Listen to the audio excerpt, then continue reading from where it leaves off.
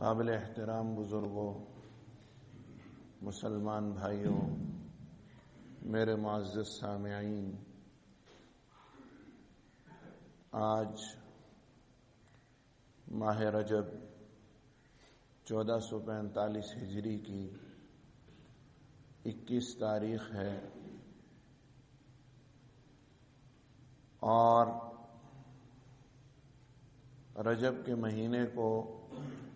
روایات میں شہر اللہ کا مہینہ فرمایا گیا۔ اشہر حرم یعنی حرمت والے مہینوں میں سے اسے شمار کیا گیا اور اسے ان میں شامل کیا گیا، وہ مہینے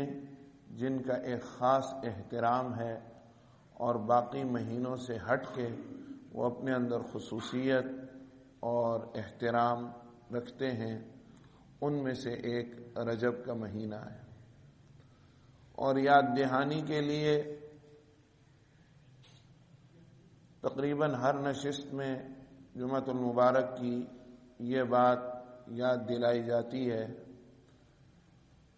کہ امام الانبیاء محبوب کبریا سرور دو عالم صلی اللہ علیہ وسلم ہر رجب کے مہینے میں یہ دعا اللہ جل شانہ سے مانگا کرتے تھے، اللہم بارک لنا فی رجب و شعبان وبلغنا رمضان۔ رمضان المبارک کا شوق، اشتیاق، اس کا انتظار، اس کی محبت، اس کا اہتمام اتنا تھا کہ سرور دو عالم صلی اللہ علیہ وسلم رجب سے دعا شروع فرما دیتے تھے کہ اے اللہ رجب اور شعبان میں ہمیں برکت عطا فرما اور سلامتی کے ساتھ زندگی میں ایک مرتبہ پھر اپنی رحمتوں والا، مغفرتوں والا، برکتوں والا رمضان کا مہینہ نصیب فرما۔ اللہ تعالی ہم سب کو نصیب فرما، ہمارے حق میں اس دعا کو قبول فرمائے۔ یہ رجب کا مہینہ، اس کی 27 تاریخ کو ہم جس ماحول میں رہتے ہیں یا ہمارے ملک کے مسلمان شب معراج کے حوالے سے مناتے ہیں، اور اس رات عبادت کا بھی اپنے اپنے طور پر اپنے اپنے رنگ، اپنے اپنے مزاج اور اپنے اپنے ذوق کے مطابق اہتمام کرتے ہیں،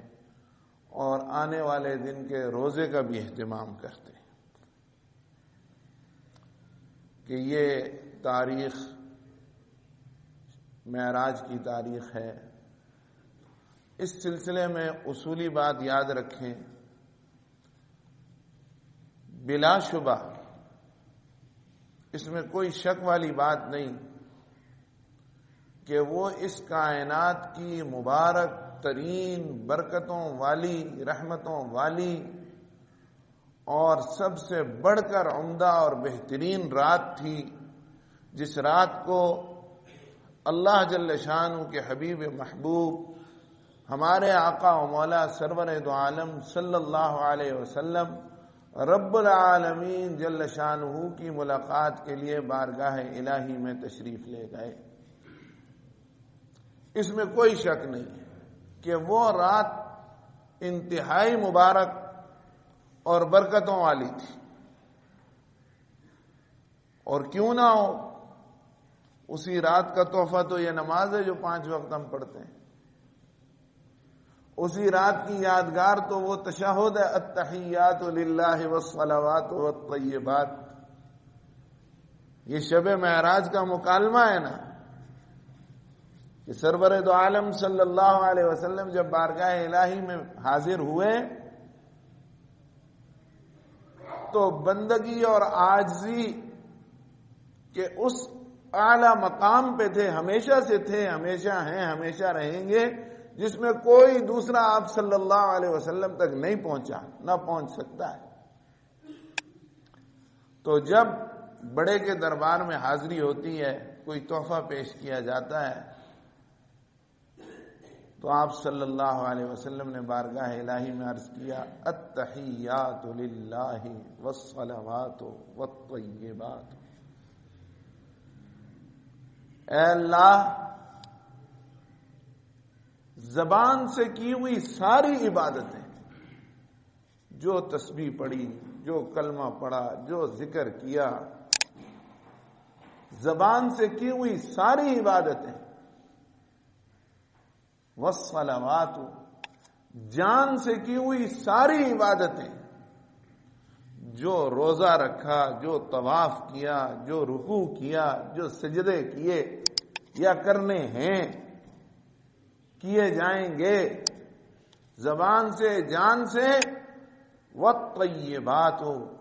اور بار الہ مال سے جتنی عبادتیں، زکوٰۃ کی شکل میں، قربانی کی شکل میں، نذرانے کی شکل میں، منت کی شکل میں، فطرانے کی شکل میں، کسی بھی شکل میں، صدقہ خیرات کی شکل میں، مال سے، جان سے، زبان سے جو عبادت کی اب ہے، بعد میں ہوگی، للہ، اے میرے مولا تیرے لیے، اللہ جی صرف آپ کے لیے، اور کسی کے لیے کوئی عبادت نہیں ہے۔ یہ آپ صلی اللہ علیہ وسلم نے بارگاہ الہی میں پیش کیا، تو جواب ارشاد ہوا السلام علیک ایھا النبی ورحمۃ اللہ وبرکاتہ، اے میرے نبی آپ پر سلامتی ہو، اللہ کی رحمت ہو، اللہ کی برکتیں ہوں۔ بارگاہ الہی سے جواب ارشاد، آپ صلی اللہ علیہ وسلم نے عرض کیا السلام علینا وعلی عباد اللہ الصالحین، سلامتی صرف مجھ اکیلے پہ نہیں، امت کو بھی ساتھ رکھا، ہم سب پر سلامتی ہو، اور اللہ آپ کے سارے نیک بندوں پہ سلامتی ہو۔ سب کو آپ صلی اللہ علیہ وسلم نے یاد رکھا۔ فرشتوں نے جب رب العالمین جل شانہ کی بارگاہ میں یہ منظر دیکھا اور یہ کلام سنا تو بے اختیار پکار اٹھے اشہد اللہ الہ الا اللہ واشہد ان محمدا عبدہ ورسولہ۔ وہ ایک واقعہ ہو گیا، اب ہمیں فرما دیا گیا کہ قیامت تک جو بھی ایمان والا نماز پڑھے گا بیچ میں یہ پڑھے گا، اور ہم پڑھتے ہیں، یہ اس کی یادگار ہے۔ تو اس سے عظیم رات کوئی نہیں،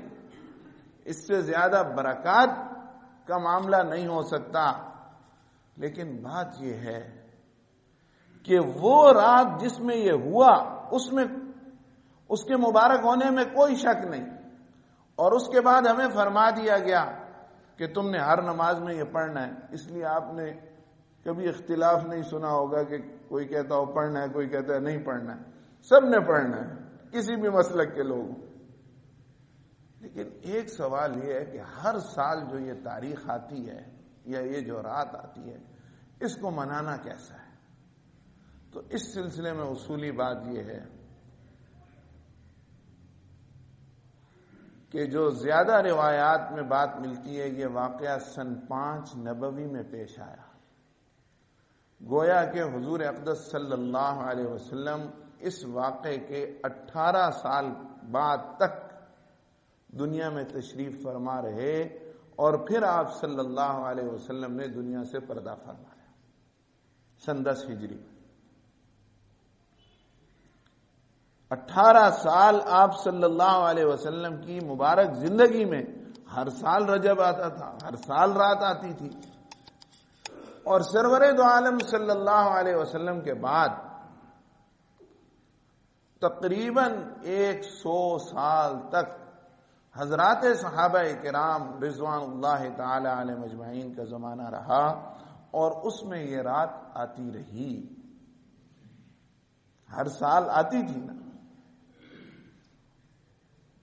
تو کسی حدیث کی کتاب میں، کسی مستند روایت میں، کسی حدیث پاک میں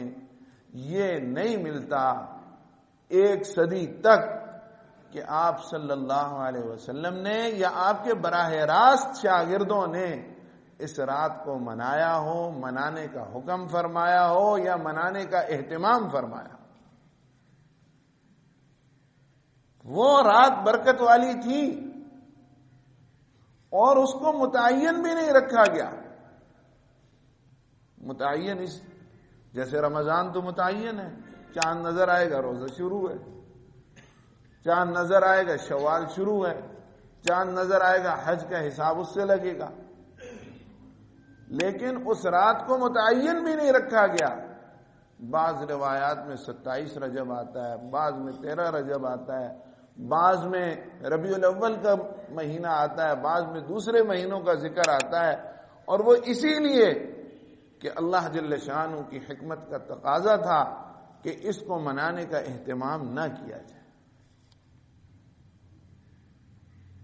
تو امید ہے یہ بات آپ کی سمجھ میں آ گئی ہوگی کہ اس رات جو شب معراج تھی اس کی خصوصیت اور برکت اور اس کی اہمیت کے ساتھ تو کوئی رات مقابلہ نہیں کر سکتی، لیکن اس رات کو منانا یا اس کے لیے کوئی خاص نفل پڑھنا یا کوئی خاص عبادت کرنا یا عبادتوں کا اہتمام کرنا یہ احادیث مبارکہ میں نہیں ہے۔ پھر دین کس چیز کا نام ہے؟ اگر دین میں یہ نہیں ہے تو دین کس چیز کا نام ہے؟ دین اللہ کے حبیب صلی اللہ علیہ وسلم کی بات ماننے کا اور آپ کی اتباع کا نام۔ آپ نے کیا ہوتا ہم ضرور کرتے، آپ نے نہیں کیا ہم نہیں کرتے۔ دین اس کا نام۔ ہر جمعے یہ آیت شریفہ پڑھی جاتی ہے، لقد كان لكم في رسول الله اسوة حسنة لمن كان يرجو الله واليوم الآخر وذكر الله كثيرا۔ تو 27 رجب منائی نہیں جاتی، اور مسلمان کے لیے تو ہر رات شب برات ہے، ہر رات شب قدر ہے، ہر رات اللہ جل شانہ کو راضی کرے، ہر رات عبادت کرے، تلاوت کرے، تسبیح کرے، مناجات کرے، اللہ کو یاد کرے۔ اس کے لیے کوئی ایسا معاملہ ہرگز نہیں ہے کہ سال کے بعد ایک رات آئے گی یا مہینوں کے بعد ایک رات آئے گی تو یہ اپنے رب کو یاد کرے گا۔ ہر رات رب کو یاد کرنے کی رات ہے۔ اللہ ہمیں اس کی توفیق عطا فرمائے۔ تو یہ، اور جب رات کی عبادت کا کوئی ثبوت نہیں ہے، 27 رجب میں کوئی خاص نماز پڑھنے کا کوئی ثبوت نہیں ہے، اور اس کو منانے کا کوئی اہتمام ثابت نہیں ہے، تو یہ کونڈے وونڈے جو دین سمجھ کے کیا جاتا ہے اس کی تو کوئی دور دور تک دین میں گنجائش نہیں ہے، اور دین میں اس کا پتہ نہیں ملتا۔ بقول حضرت مولانا محمد تقی عثمانی صاحب دامت برکاتہم العالیہ کے، جو ہمارے استاد محترم ہیں، خدا جانے یہ کنڈوں کی بلا کہاں سے آ گئی، خدا جانے یہ کنڈوں کی بلا کہاں سے آ گئی۔ اصل میں بات یہ ہے کہ کھانے پینے اور اس طرح کے کاموں میں تو مزہ آتا ہے، اور عبادت وہ مشقت معلوم ہوتی ہے، اور انسان کے نفس کی یہ فطرت ہے کہ وہ مشقت سے جی چراتا ہے، بھاگتا ہے، اور جس چیز میں مزہ ہو اس کی طرف لپکتا ہے، اس کے پیچھے بھاگتا ہے۔ اور اللہ کے ایسے نیک بندے اب بھی ہیں، ہر جگہ ہیں، ہر شہر میں، ہر ملک میں، کہ آدھی رات کے بعد وہ براہ راست اپنے رب سے مناجات شروع کر دیتے، اور بس ان کا کنیکشن آسمان والی ہستی سے ایسا مضبوط ہوتا ہے کہ وہ بے اختیار ہو جاتے ہیں، انہیں نرم بستر، گرم بستر وہ چین نہیں دیتا۔ اللہ پاک بھی فرماتے ہیں نا، تتجافى جنوبهم عن المضاجع يدعون ربهم خوفا وطمعا، نرم بستروں سے ان کی کروٹ، ان کے پہلو اٹھ جاتے ہیں، الگ ہو جاتے ہیں، اپنے رب کو پکارتے ہیں۔ کبھی رب کا خوف غالب آ جاتا ہے، کبھی رب کی رحمت کی لالچ میں اس کو پکارتے ہیں کہ اللہ جی ہم سے راضی ہو جائیں، ہمیں اپنے انعام یافتہ بندوں میں شامل فرما۔ آگے فرمایا فَلَا تَعْلَمُ نَفْسٌ مَّا أُخْفِيَ لَهُم مِّن قُرَّةِ أَعْيُنٍ، جیسے دنیا میں ان کی عبادت کرنے کا کسی کو پتہ نہیں چلتا، کوئی دیکھنے والا نہیں ہوتا سوائے اللہ کے، تو فرمایا میں نے بھی ان کے لیے انعامات وہ رکھے ہوئے ہیں، چھپا کے رکھے ہوئے ہیں، جن کو کوئی نہیں جانتا۔ ان انعامات سے صرف انہی کی آنکھیں ٹھنڈی کروں گا۔ من قرۃ اعین، ان کی آنکھیں ٹھنڈی ہو جائیں گی۔ اللہ ہمیں ان میں شامل فرمائے۔ محبت تو کر سکتے ہیں نا، تمنا تو کر سکتے ہیں نہیں، مانگ تو سکتے ہیں، اللہ پاک ہمیں ان میں شامل فرمائے۔ تیرا آئینہ عالم رنگ و بو ہے، جدھر دیکھتا ہوں ادھر تو ہی تو ہے، ہزاروں حجاب اور اس پر یہ عالم کہ چرچا تیرا جا بجا کو بکو ہے۔ تیرے فضل و رحمت نے بخشا ہے سب کچھ، بس اب تو یہی ایک آرزو ہے، کر دے مجھے ایسے بندوں میں شامل کہ اشک سحرگاہی جن کا وضو ہے، جن کا وضو کا پانی سحری کے وقت کے آنسو ہیں۔ اللہ تعالی ہمیں نصیب فرمائے۔